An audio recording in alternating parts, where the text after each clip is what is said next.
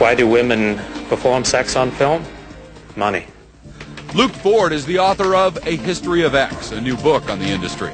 He says top actresses can make over $100,000 a year and lots more touring strip clubs. There are probably 2 or 3 girls who are making $500,000 a year.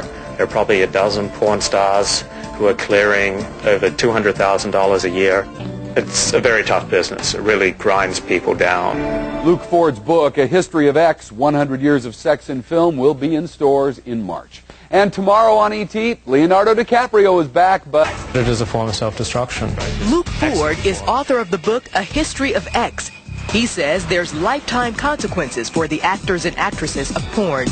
There's a loss of dignity in performing sex on camera. It diminishes the soul. It flattens the soul. She got the attention she wanted, but inside she was empty. She was a junkie. As her looks began to fade and her popularity faded and her boyfriends left her, she became increasingly desperate. You look at the porn industry and it has left a trail of body bags. It's a stiff price to become a porn star. It's something that is forever and will never disappear. It's a price that they will pay for the rest of their life. Linda Lovelace was born Linda Borman in 1949. She's the daughter of a New York policeman, a Roman Catholic like her mother. Even though her father was a policeman, he allowed the mother to have free reign of the house, and the mother was harsh on Linda and would beat her repeatedly. It was not an environment that she could bring these matters up. It was not open, it was not warm, it was not loving, it was not friendly. And her Roman Catholic school was similar. She was taught essentially that the only place for sexuality is within marriage. Abortion is forbidden, pornography is forbidden, premarital sex is forbidden. Chuck Traynor came from a background in the military. He was a man of the world. He was far more sophisticated than Linda. Linda and Chuck got married in September of 1971. He was 33, she was 21. He needed her to marry him for various reasons. He was a ducker and diver all his life, and there are different accounts of exactly why they got married and how they got married. Chuck took Linda to New York to get more sex work for her. In the late 60s, for the first time, we had large number of pornographers in New York shooting hardcore sex scenes on 8mm and 16mm film called loops.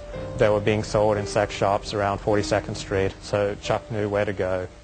She developed this ability where she could swallow swords, so to speak. Chuck could tell that Linda's celebrity was up. Linda had ceased to be as amenable to his wishes. She didn't take his orders nearly as much or as well, and she had become more troublesome. That she had celebrity that went beyond her trick. And this was totally an illusion. She eventually met a plasterer and fell in love with him, and they got married.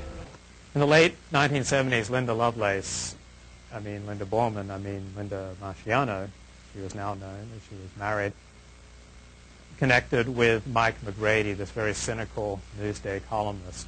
He shaped this tremendous mythology of Linda as the ultimate victim of the porn industry. And Gloria Steinem heard about this news story.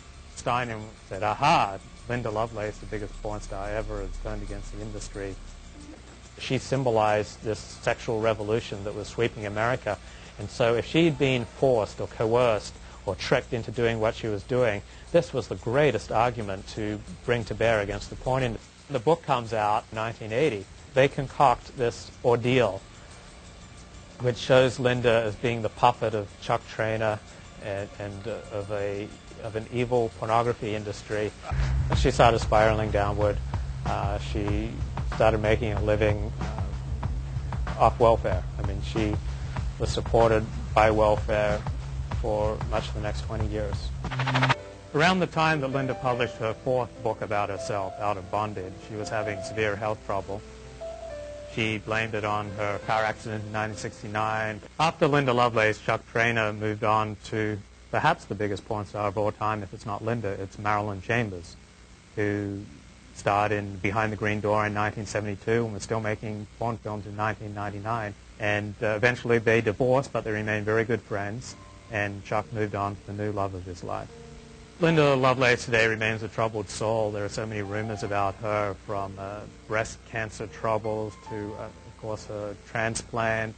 She's been fired from jobs, a divorce. That's Linda Lovelace. She's the poster child for victimhood. Most Americans are fascinated by it, most male Americans, but they still, you know, if they had a pornographer come over and sleep in their house, they'd want to burn the sheets the next morning.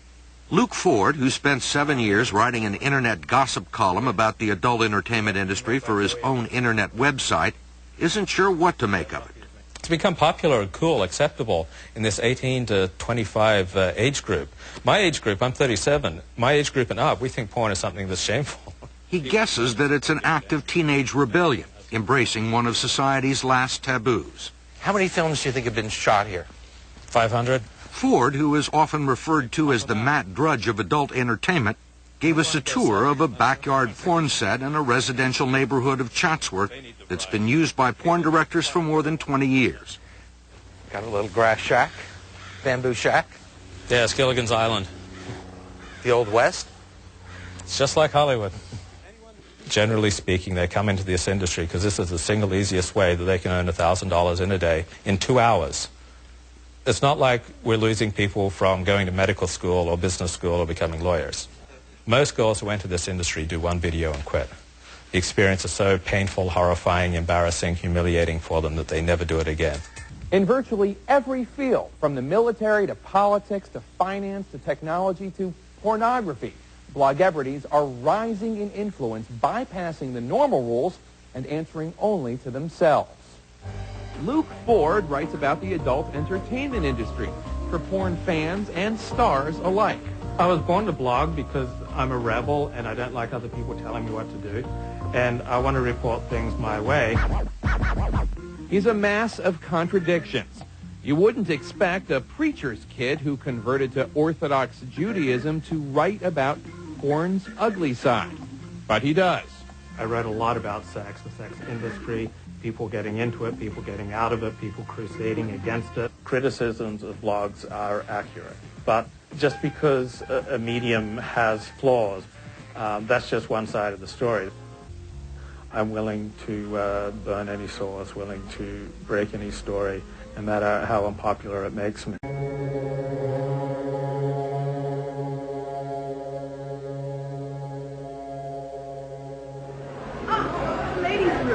That is where I must go. Would you like to follow me into the ladies' room?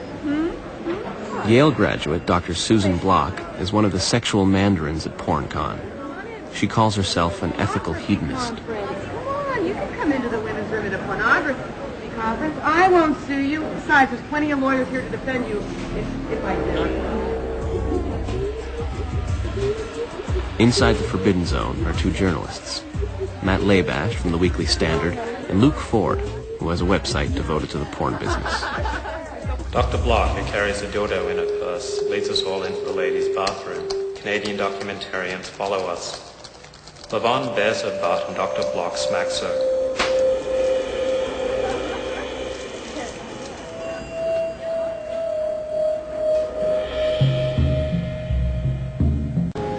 I really do think that there is lots of room for serious academic study of pornography. And so I don't have as harsh a view as Matt. Pornography may be the very best revelation of basic male nature. The male animal is not a very nice animal. The greatest task for every civilization is what do you do with the men? Men have to be domesticated if you're going to build civilization. Traditionally, that's been through marriage. Pornography reveals what men want. Sex has never been easy.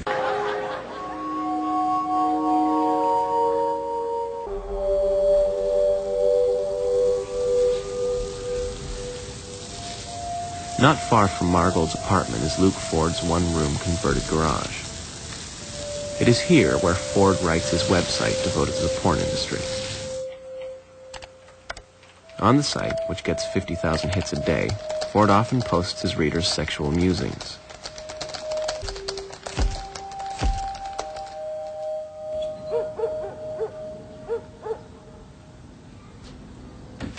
A few years ago, Ford converted to Judaism.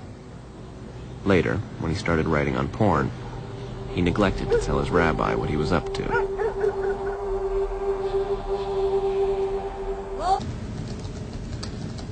Still, writing on pornography places me in active conflict with my religion and with my highest ideals.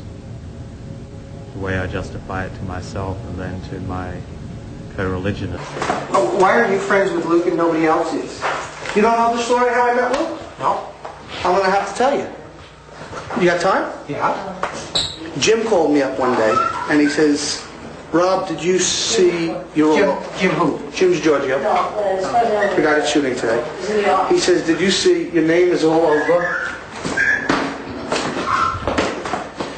the website? Like, what are you talking about? You're all over... I said, what's the website? The internet thing. I says...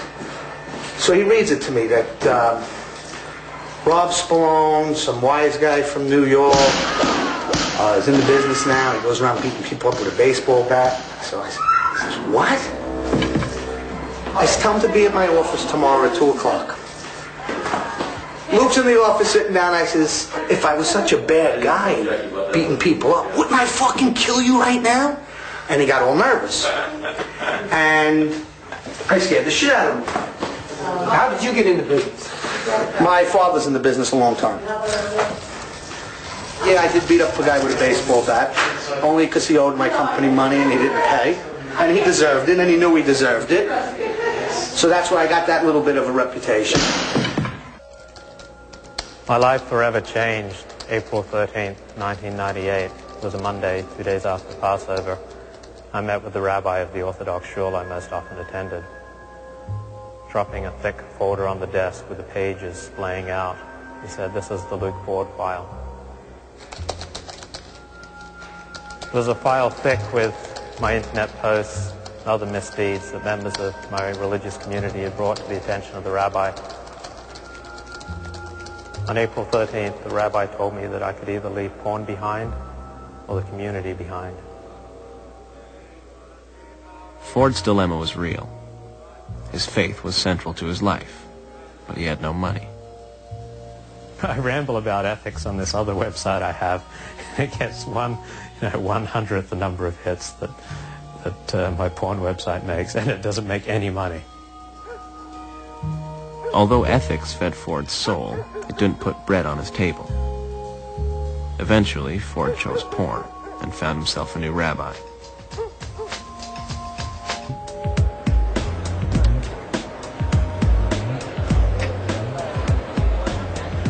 Back in Las Vegas, after the glitzy awards night, it's business as usual for the adult industry.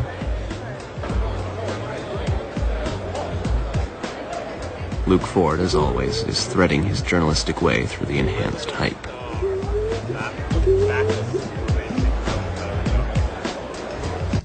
A short time after Luke Ford entered the business, he made a big mistake.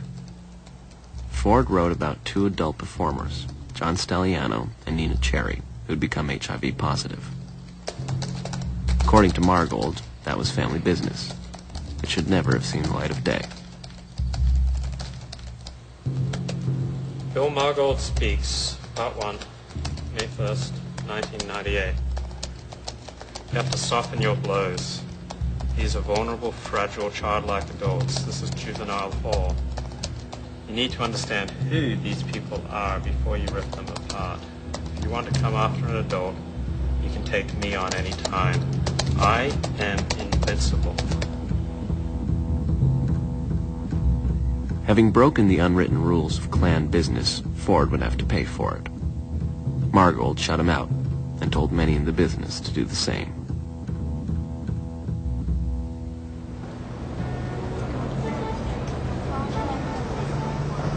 Ford was now an outcast in a world of outcasts. For a journalist requiring inside information, that was a serious blow. Basically coexisted in this community. But Ford, perhaps foolishly, didn't back off. Problems, relatively little. 6 months later, 5 porn stars in short succession become HIV positive. Ford is the first to break the news. He goes so far as to name patient zero as this man, Mark Wallace, seen here with Kimberly Jade. April 23, 1998. Veteran male porn star Mark Wallace has tested HIV positive. The news has been circulating around the industry for weeks, maybe even months. A couple of years ago, Mark was caught faking his HIV tests. He's had a reputation for using drugs, but was thought to have cleaned up his act of late. It's HIV positive. Confirmed. May 1st, 1998. Sharon Mitchell announced at the talent meeting earlier tonight that she has seen Mark's test results. They confirm that he is indeed HIV positive and likely to be the primary suspect in the recent chain of infections. The mainstream media is most skittish to write about porn. Thursday night, the porn industry's powers gathered, along with some talent, about 100 persons in all. Free Speech Coalition Chair Jeffrey Douglas asked if there are any journalists in the room. No answer. Mr. Douglas asked that all journalists allow protecting adult welfare to break this news.